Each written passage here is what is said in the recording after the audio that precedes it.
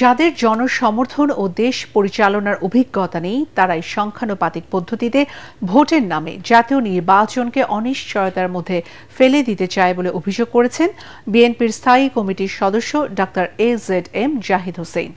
রাজধানীর BMA ভবনে pharmaceuticals representative association ফারিয়ার সম্মেলনে তিনি আরও বলেন, অগ্রহণযোগ্য দাবি তুলে আন্দোলনের নামে পতিত স্বৈরাচারকে ফিরে আসার সুযোগ করে দেয়া হচ্ছে।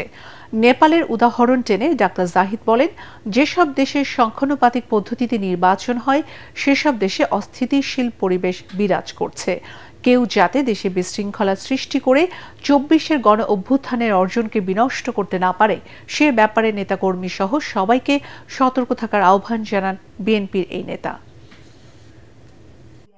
যারা নির্বাচনীয় হয়ে দেশ পরিচালনার দায়িত্ব জীবনে কখনো দেশের জনগণ যাদেরকে দেয় নাই তাদের পক্ষ থেকে এই আন্দোলন দলবাজির জন্য, জনগণ না চাইলেও জনগণের কথা বলে মতামত দেওয়ার দাবিদার হওয়ার জন্য যারা আজকে এই সমস্ত দাবি তুলছেন তারা সত্যিকার অর্থে নিজের বিবেককে প্রশ্ন করুন, উদ্দেশ্য কি?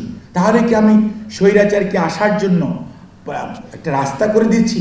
নির্বাচনকে প্রলম্বিত করার জন্য আমি কোনো চেষ্টা করছি? নির্বাচন যাতে আরও বেশি না দূরে থাকে, দেশে যাতে আরও আইন শৃঙ্খলা পরিস্থিতি অবনীত হয়, দেশে যাতে ইনভেস্টমেন্ট আরও কম হয়, দেশে যাতে আরও বেকারত্ব বেশি বেড়ে যায়, আমি কি সেই দিকে দেশকে একটা অরাজকতার দিকে নিয়ে যেতে চাচ্ছি? বসুন্ধরা টিস্যু, অশুদ্ধতার বিরুদ্ধে এক বিন্দুও ছাড় নয়।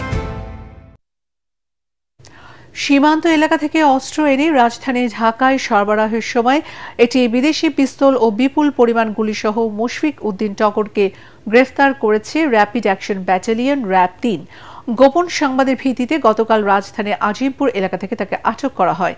সকালে কারওয়ান বাজারে র্যাব মিডিয়া সেন্টারের সংবাদ সম্মেলনে একথা জানান র্যাব-3-এর অধিনায়ক লেফটেন্যান্ট কর্নেল ফাইজুল আরেফিন। তিনি আরও জানান, গ্রেফতার টগর ২০০২ সালে বুয়েট শিক্ষার্থী সাবেকুন নাহার সনি হত্যা মামলার আসামি ছিল। প্রাথমিক জিজ্ঞাসাবাদে ধৃত আসামির নিকট থেকে চাঞ্চল্যকর অনেক তথ্য আমরা পাই।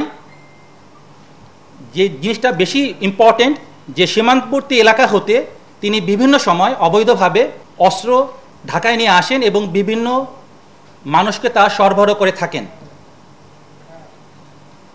এবং আমরা যেটা আপনাদেরকে বলতে চাই যে তার দেওয়া তথ্য অনুযায়ী আমাদের এই কার্যক্রম চলমান থাকবে।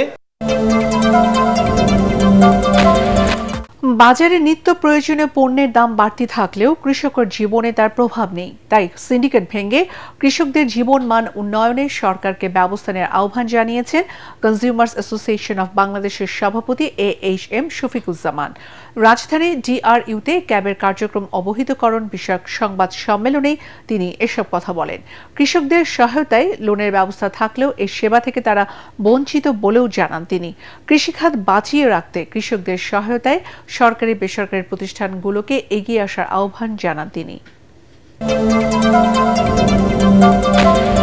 রাকসু নির্বাচনকে ঘিরে ক্যাম্পাসে বিরাজ করছে উৎসবের আমেজ।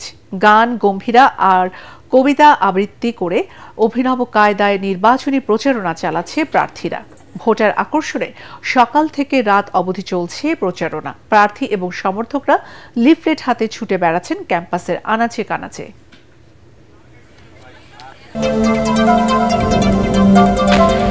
চট্টগ্রাম বিশ্ববিদ্যালয়ে কেন্দ্রীয় ছাত্র সংসদ চাকসুতে বিভিন্ন ছাত্র সংগঠন ও স্বতন্ত্র মিলে 10টি প্যানেল নির্বাচন করার ঘোষণা দিয়েছে। ছাত্রদল ও ইসলামী ছাত্র শিবিরের প্যানেলের বাইরে নির্বাচনে লড়ার ঘোষণা দিয়েছে ইসলামী ছাত্র আন্দোলনের সচেতন শিক্ষার্থী সংসদ। এর ভিপি পদে লড়বেন আব্দুর রহমান রবিন, GS পদে আব্দুর রহমান ও AGS পদে আমিনুল ইসলাম রাকিব।